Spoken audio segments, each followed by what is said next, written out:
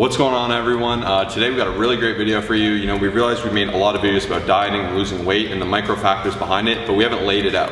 These are the 5 things we thoroughly believe are super important to achieving, any weight loss in an intelligent and effective way. What's tip number 1? Tip number 1 is you've got to be working out. Now, before I jump into this, I wanted to just let you know, we have in the title, Losing Fat Fast. Now, I highly recommend creating an approach that's super sustainable and gonna let you progress and succeed in the long run. A lot of people are searching on Google how to lose fat fast, which is why it's in the title, but I highly recommend finding an approach that's gonna help you stick to it and not just lose 10 pounds in 1 week, crash diet and all that stuff. So number 1, you've gotta be having the actual resistance training down. A lot of times people think they can just cut their calories, they can move a lot, and then they lose 10 to 20 pounds. They look in the mirror and they're like, why do I look horrible and why am I still unhappy? You've gotta be resistance training at least 3 times a week. You've gotta be doing the compounds like the squats, the deadlifts, the bench press, and your goal should be to maintain as much muscle mass as possible so when you lose that fat, you still are very happy with how you look. Yeah, and you can absolutely lose a ton of weight without strength training. I see it all the time. For instance, runners, people that just diet hard, fasting, all those things. But the negative there is you're not actively working on strengthening your muscles and improving your lean body composition. So that's what's going to present these roundings. Arms give you that muscle health. Whereas when you're just running, you are getting a little bit of stimulus on those legs. But you're not effectively toning and working every area individually to strengthen it and really maintain that lean muscle as you diet down. Yeah, and just to add on to that, cardio is a fantastic tool, but it definitely isn't absolutely needed. So you have to be in a calorie deficit in order to lose the weight. We're going to talk about this a little bit afterwards. And cardio is a great tool to just basically allow you to eat slightly more and be in a little bit more of a deficit. But I wouldn't recommend going absolutely balls to the wall on something like this because you're going to feel hungrier, you're going to want to overeat. But used correctly, it is a great tool to help you lose fat faster. And we're going to put a little star on that thing. So a lot of people where they get confused, and you'll actively see, with a lot of older women, is a lot of them try to compensate with movement. They'll be doing everything, the classes, workouts, nailing it all, picking up the kids, being active, and they'll kind of starve themselves out as they do it. So be careful with how much you do move. It is a solution and you should be as active as possible, but there is a point where it's a tipping point, you're overdoing it, you're gonna stress your body more than its benefit, but that is very, very rare. And of course, as long as you're getting an adequate amount of calories, you shouldn't be too necessarily worried about that. But listen to your body, if you're super sore, you're super extended, maybe take that rest day, don't be afraid to rest. What's number 2? Number 2 is just overall focusing on your nutrition. So we can just have a bunch of different brackets in here. The biggest thing I would say is definitely maintaining a proper calorie intake. So like I said, you have to be in a calorie deficit, and this is gonna vary for every single individual. You can't just search online someone's diet plan and just start following those calories because it's not gonna work for you. So number 1 step is just kind of figuring out, us as coaches, we've worked with hundreds of individuals just to help them figure out where their maintenance is, where their surplus is and their deficit. So that's the first thing you have to figure out is how can I create a calorie deficit within my week? Anything you want to add on there? Yeah, so once again, going back to my earlier point, a lot of people just think to lose weight, I'm gonna starve myself, I'm gonna do as much volume as possible, right? So you're gonna decrease your food and you're gonna increase your volume and ramp it up. But at a certain point, there's a trade-off, right? If your body feels very suppressed, it's overextended, you're actively burning a ton of calories and you're not giving it the adequate amount of food to support itself, it's gonna start to kind of wanna suppress itself and suppress hormones and prevent these factors. That's why even with a lot of people that will come, they're actually eating too little. They're starving themselves out, they're eating 400 or 500 calories a day. And then maybe once a week, Friday night, they're going out going crazy. So if you're eating too little, start by eating an adequate amount. To find your maintenance, just find a level of food where you can eat, where you're satisfied. You shouldn't be starving, you shouldn't be full, you should be satisfied with each meal. And at the end of the day, in each morning when you weigh in yourself, first thing in the morning after going to the bathroom in minimal clothing, that weight should be pretty even. And at that point you can say, I've established my maintenance, and that's where you work off and eventually start to cut and taper away from that.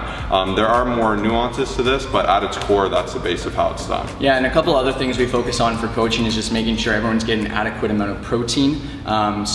Just a lot of times people will focus on calories, but then they'll have 20 grams of protein and 5 grams of fiber, and realistically, that's just not gonna be setting you up for long-term success. You're gonna be super hungry, you're not gonna be able to help with the muscle building or maintenance that you should be doing. A couple other things that we highly recommend people paying attention to is just overall veggie intake.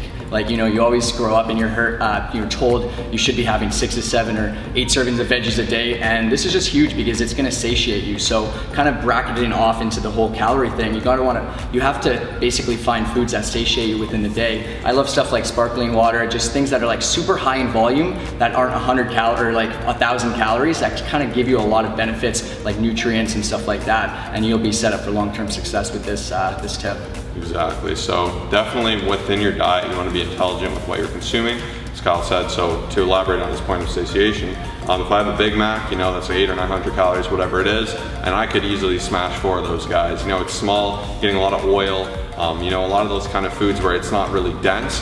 Whereas if I were to try to eat 800 calories of kale and chicken, I feel like my stomach would pop from all that fiber, all those micronutrients. It's really gonna fill you out, so you get a little more bang for your buck. So that is something to be mindful of, because if you wanna have a successful diet, you can't be starving all the time. So if you're eating a lot of sugary foods, a lot of really foods high in saturated fats, it's not gonna fill you as much, and it will make dieting harder. So if you're enjoying this video, make sure to smash that like button. If we get 200 likes, we'll make an additional part 2 on other external factors that you may be thinking about or asking questions about, like water, supplement, meal timing, different types of meals. Keto, intermittent fasting, all these million different things. We can do like a more micro video now that we've kind of covered the themes. Yeah. Number 3, and this is the one most people neglect. A lot of people, they just say, well, just burn more than you're eating and that's it. But it goes a lot past that. You have to monitor your mental health, your mental state, and all those benefits there. We're gonna get into that a little bit more in the next one with lifestyle factors. But even things that will kind of inhibit your success are things like stress. So for instance, every time I did an exam, I would have exams for school, I'd get super stressed out, kind of overworked and overextended, and I'd end up getting sick, I'd have bad workout, all these things. When you're stressed, you are getting a lot of cortisol. Not that cortisol is inherently bad, but in this case it is cortisol from stress. You will get some of this from training, and it's not necessarily the worst thing. That's a whole nother video. But in terms of stress, you want to kind of get away from that. And when you're stressed, that can cause other psychological factors like the need to stress eat, the need to, be self-destructive and all these things. So it's super important you take care of yourself mentally. And one of the ways that a lot of people don't talk about in terms of diet is by being reasonable within yourself. So for me, when I diet, and for my clients, I really recommend the 80-20 approach. So a lot of people come to me, they say, make me a meal plan. And I say, I'd rather not. Because here's the thing, I make you a meal plan, I hate fish, I never eat fish. Turns out Kyle loves eating fish. Fish is his favorite food. And I say, Kyle, you can only eat chicken and broccoli, beef, and onion, and he hates onion. And then he's like, oh, this meal plan sucks, this and that. He goes to his favorite sushi place because he loves sushi on Friday. And he goes, I don't want to bring this meal prep. And then he goes, boom, completely deviates away from it, right? So with this 80-20 approach, when you're logging your own foods, looking at calories first, protein second, fats, carbs third, and then kind of meal timing and everything else goes beneath that, he has more freedom to succeed. So he can still fit that sushi in. He'll say, hey, I'm going out for sushi tonight, I want to have a good time. I'm going to eat my high protein, my vegetables for breakfast and lunch, maybe I'll have a high protein smoothie, and then I'll have vegetables and chicken for lunch, really low density foods. He can still fit this into his lifestyle. And then mentally he has that freedom where he's not beating himself up, where he deviates off his meal plan. He goes, I suck, I'm so bad, I'm never going to diet, I'm never going to lose weight. Because that really takes a toll on you. Whereas when you feel control and you still feel enabled to have fun, like even me, like lately I've been loving these Reese's Pieces Big Cups. They're super good, but they're 200 calories a pop, right? So that's pretty much like all my fun food for the day. So in a different world, I'd be like, I can only ever eat clean foods. Purely, I would just feel restricted, and one day I'd go off the rails and I'd probably eat 30 of those things. So instead I say, hey, I'm gonna fit 200 to 400 calories in there out of my 3,500 calorie allowance. That's completely within my means, and that can limit my stress and make me feel more control and happy. And another big thing is accept you're gonna have bad days. Diets, you can't be perfect, we're all human. We strive for perfection, but we don't necessarily always achieve it. I know I don't.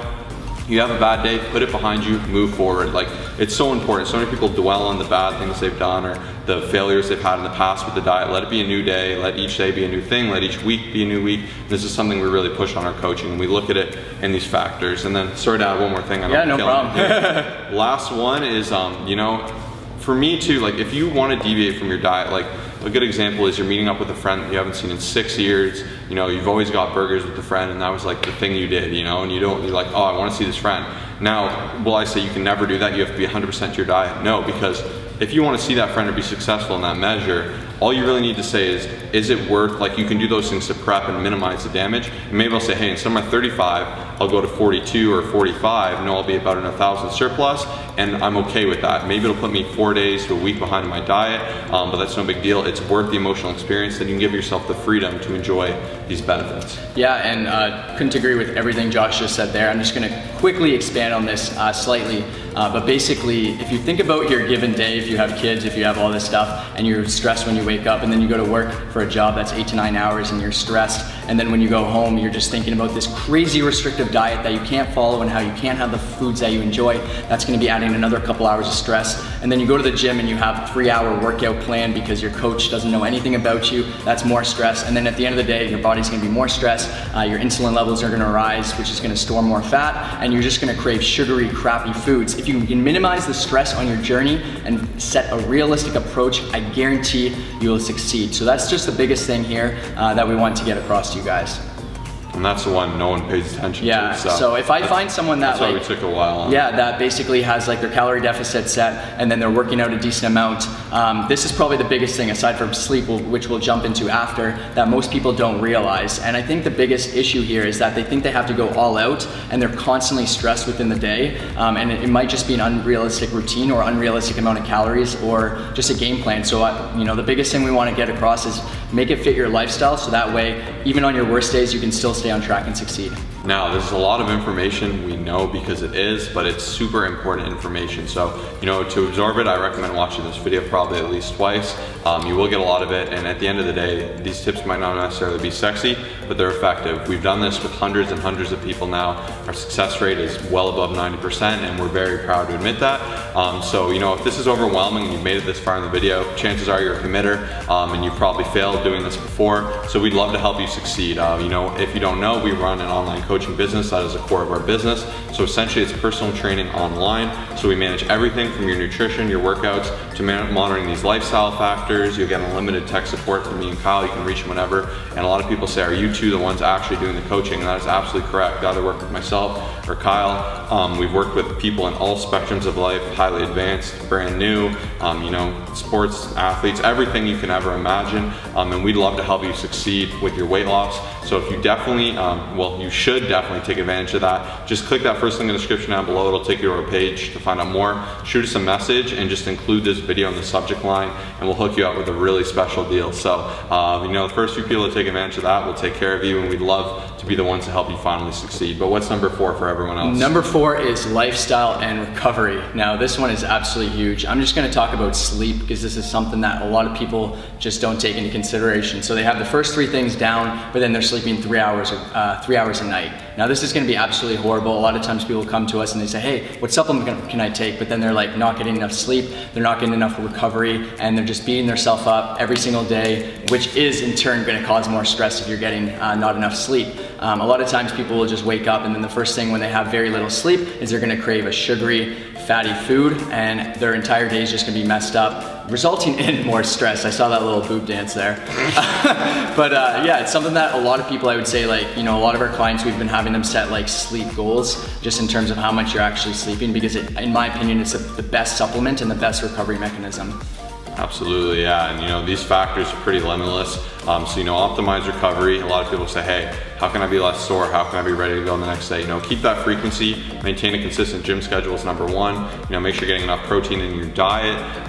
You're eating good foods that are gonna fill you up and really help benefit you as opposed to take away from you. Like if I just pour a bucket of grease down my throat, that's not gonna strengthen me and it's not gonna help me feel powerful, right? So you wanna consume things that will actually help you feel strong, ready to hit those workouts. You can do things like trigger point work, like things with a hypervolt, Theragun. You can stretch, science there is kind of shaky, but you can do whatever you like, foam rolling, whatever makes you feel better, even think benefits placebo, but big sleep is number 1. What's number 5? And then number 5 would just be the additional factors. So first thing we're gonna talk about is just adding in diet breaks as well as refeeds. Now we have made a full video, so it's gonna be probably the second link in the description down below, but if you've kind of reached the point where you're nailing these 4 things and you're like, okay, I just need something a bit different, I'll let Josh expand on this because he's played around with with them quite often for a lot of clients. Yeah, so once again, dieting is not linear. In a perfect world, you would just lose weight consistently, just with little baby drops and macros. But there's been a lot of science lately to show the benefits of things like diet breaks, intermittent caloric restriction, carb refeeds, and these are all advanced tools you can use. But the number one for Gen Pop is diet breaks. Unless you're competing, I wouldn't really concern yourself with refeeds and things of that measure. That's more for physique competitors, but diet breaks, essentially, you can take your diet break I recommend 4 to 6 weeks.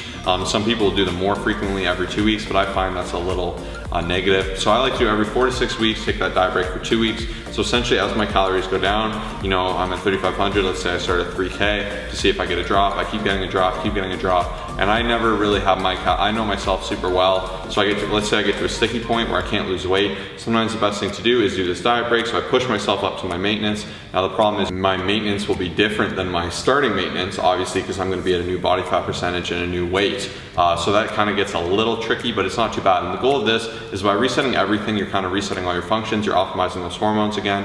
You're getting a lot of leptin pumping in the system. You're gonna improve T3, you're gonna improve thyroid function, all these things that will help accelerate weight loss, because if you neglect these things and they come right down, it can make you way too hungry and it can minimize how much fat you're burning. So you can do these nifty little tricks to trick the body into thinking, oh, all is well, whatever, and then boom, you cut it down again. And so these are some more advanced tools, and it's harder to implement on yourself, especially to do it, without being subjective. Because with yourself, you're like, oh, I'm starving, I need a refeed, or I need a diet break, when chances are you probably don't. So that's why it's great to have us looking over it.